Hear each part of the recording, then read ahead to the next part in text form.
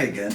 It's come up a few times, a request to compare the Ruger number 1 and the Hagen and the Dakota number 10. And it came up again, I guess maybe 3 days ago, and I thought, why didn't I make that video? So I thought, well, get all the stuff out. And so here we are. And those of you fortunate enough to own any one of these three, certainly the Ruger number 1 is the most accessible. That would be this rifle here. Now I've taken them apart. You're probably familiar with the Ruger number 1. Anyway, this one is in 405 Winchester. And actually, I don't think they make the 405 anymore. They might. You know, they have these things where they release a few of them and then they don't make them and then they make them again. I bought this from a great collector. His last name's Guthrie. So thanks for selling that to me. And then we have the Hagen Falling-Block. This one goes back in time. It's one of the very earliest. In fact, it's serial number 2. And serial number 1 was destroyed. So it's one of the very earliest. And that's the medium frame. There's a large one, which I showed you before. And then we have the mini action.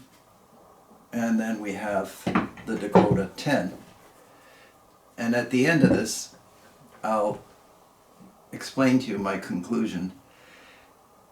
And you may or may not agree, but it's quite an interesting thing. So where to begin? Well, may as well start with the Dakota 10. So Dakota Arms was started by Don Allen.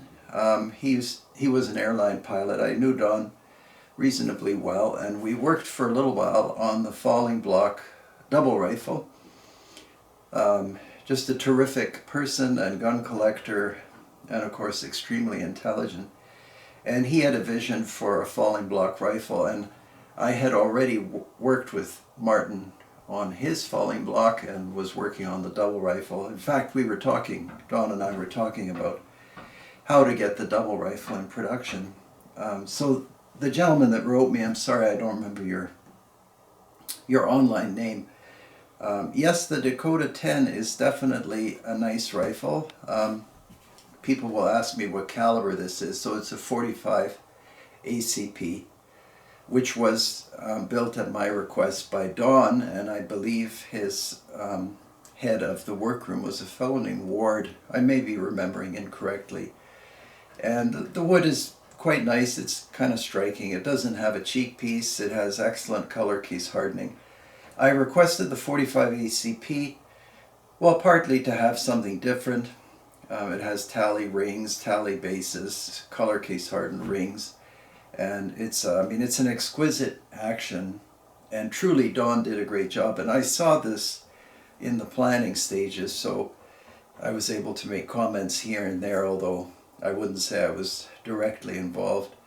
I'll take the buttstock off, and the buttstock is retained just the same as the Ruger and the Hagen by a through bolt, which is a great way to retain a buttstock. So you have to first remove the butt plate, which is somewhere around here. Oh, and before I forget, I put this on the table so I wouldn't forget. This is from a Sjogren shotgun, nothing to do with the video.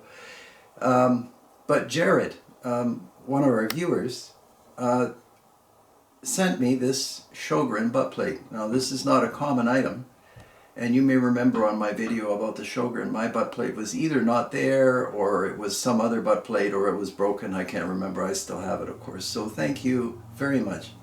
That's much appreciated, Jared. And getting back to the guns, you'll see this all come together. So the Dakota has the compactness of the Hagen, and it has everything going for it. I'm clunking guns again.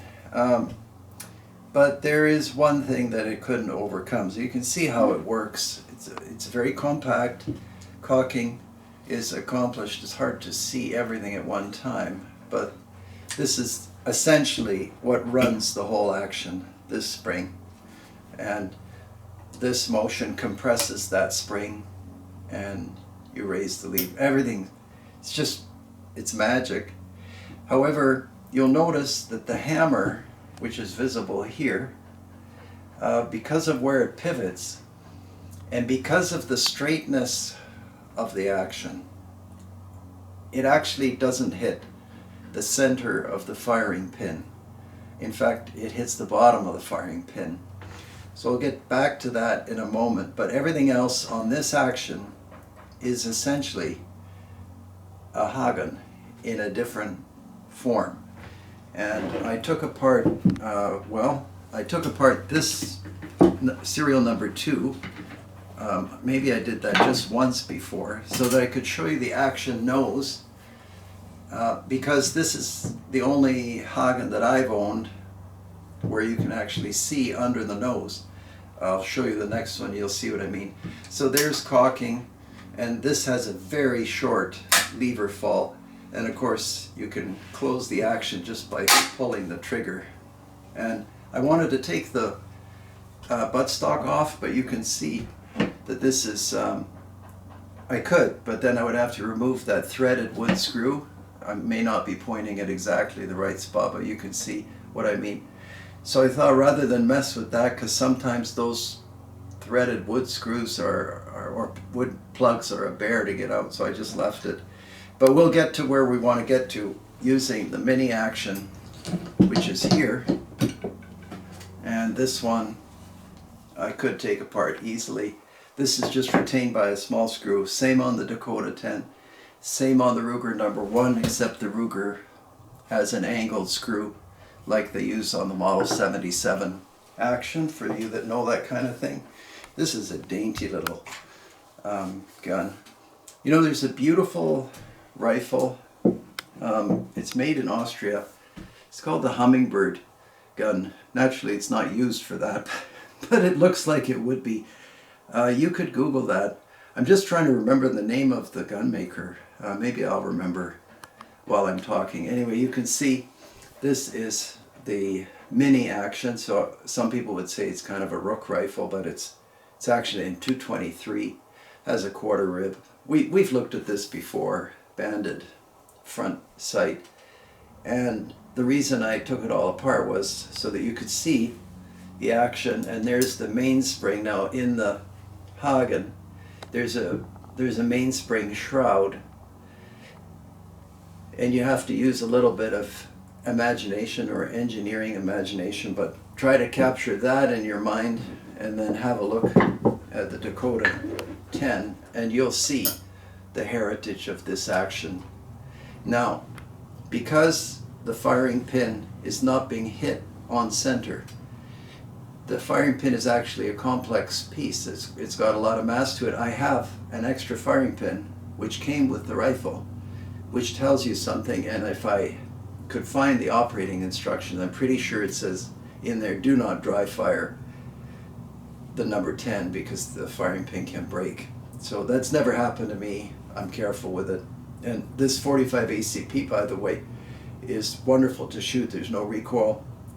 I ordered it partly because I do a lot of target shooting, and partly because at 15 yards or 20 yards, which is quite often the hunting ranges I'm dealing with, the 45 ACP is fine. Some of you may disagree, but anyway, so this is the number 10, and you can see it in all its glory, so to speak. Wonderful, elegant trigger guard. It's retained by one screw. It looks a little flimsy here just because it's undone, but once it's pinned in place, everything is rigid and solid. And I thought Don and his engineers did an excellent job. And if somebody told me they're going out and buying a number 10, I can't argue with that decision. It's beautifully made. I have another Dakota, but it's not the number 10. Maybe I showed it to you. Anyhow, so you've had a look at the mini action and how it works and how simple it is. You can see the whole action is very tight. There's minimal number of parts, which is one of my favorite features of the Hagen. And owning one of these, you know, I might be overstating it, but it's something like owning a Picasso or something like that. Just the way they're made and the thinking behind it. Fantastic. Anyhow, then we get to the Ruger number one. So is it maybe the best of them all? Well, I think one of my videos says it's the most elegant rifle in North America, and I stand by that. It probably is. But is it the best? Well, I'm sure just looking at this you can see the answer. This has way too many parts. Because Ruger or his engineers couldn't figure out how to power the action, get the block to drop. That means you have to have linkages in here. The linkages, there are actually no links. The Hagen operates by links. So that would be just like a chain link. This is actually an old system, which I can't really describe to you, but it's easy to visualize a milled out recess, kind of a triangular recess that the lever engages. But so you get that solved in this part of the action. That doesn't leave much room for a spring, so then either the spring has to go back here, but now we've got all this safety machinery. Somehow we had to get an extractor in here and an ejector in here. The action is asymmetrical, as you can see on the top. That is not the end of the world, but you can see that things have to be in a certain place, and this is hard on the camera crew. And then the action spring is in reverse, so this spring is actually acting on a hammer that's back here and then functions like that. Some people claim there's too much lock time. That's the time between when you pull the trigger and when the rifle actually fires. But and look at the size of this action. I mean, this is what's visible. Then we've got all this steel and then this in the front. So number ones are quite heavy. But he did what he could, and I mean, I don't know how many of these been sold, but it's a lot, and I don't hear from anybody. There you can see the asymmetrical block quite clearly, and I'll show you the number 10 in a moment. And you can, well, I should have taken that scope off, but it looks so good. You can see it's completely symmetrical, and the action is much simpler, and everything is accomplished the same. But in fairness to the number 10, there's no ejector on this that I remember. The Hagen can be ordered with an ejector, although I don't think any of mine have an ejector. But if there is one, it is not particularly complex either. Very straightforward, actually. So yeah, what can we do here? Let me see if I can uncock this action. Yeah, you can. So you just drop the hammer by raising the lever of the Dakota 10. And in case, did I say the calibers? 45, 223, and 405 Winchester, I did. Everything else about these falling blocks is fairly predictable. The mini action has the same through bolt, which I showed you at the outset, and it has a fantastic leather covered recoil pad. And just on a personal observation note, I always have to laugh when I take apart these rifles.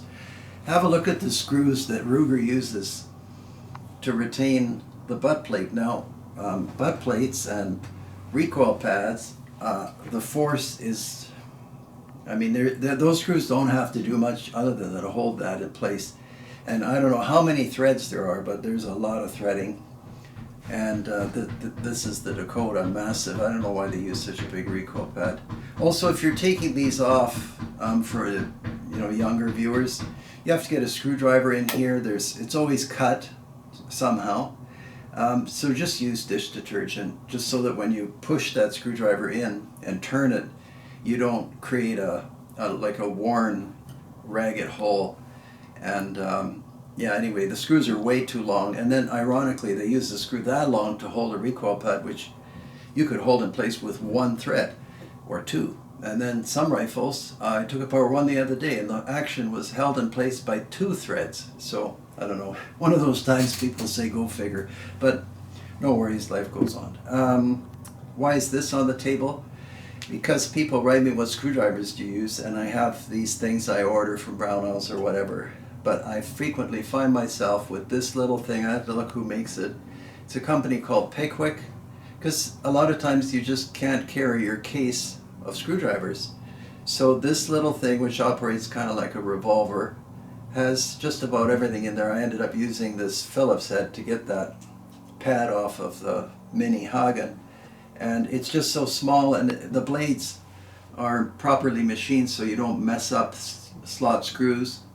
And because it's so small and dainty, I find that it kind of causes you to work more carefully than you might ordinarily work. So a good tool that I can recommend. So then we reach finally the conclusion, and it's an easy one. Nothing matches the Hagen, of course. It's an unbelievable action, and the Dakota, in terms of number of parts and appearance, for some people would be superior to the Ruger, but unfortunately it has that offset firing pin, which I've studied. I thought maybe there's a way to use everything the same, but have a different firing pin that isn't offset like that, and it may not be that clear to you what the problem is, but it's a big problem. Anyway, I don't hear bad things about Dakota 10s, so I think you can easily go out there and buy one and have no problems. Just don't dry fire them. And is there anything bad about a number one? No. In a 405, the extra weight is a good thing. The lock time, who cares if it's a little slow? Just pull the trigger and wait, and everything else. I mean, these are all fantastic rifles, and I'm amazed on my channel how many of you are single shot hunters like me. I'd prefer a single shot any day. And oh yeah, here's the inside of the forend. I just noticed that. I've never seen that before. You can see serial number 2. That's the Hagen.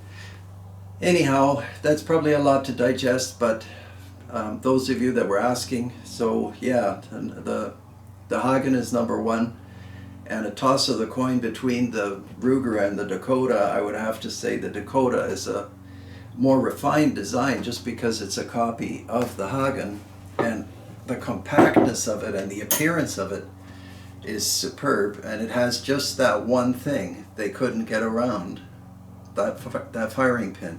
But everything else about it is kind of a Hagen, but with a different look to it and slightly different approach to the engineering and construction.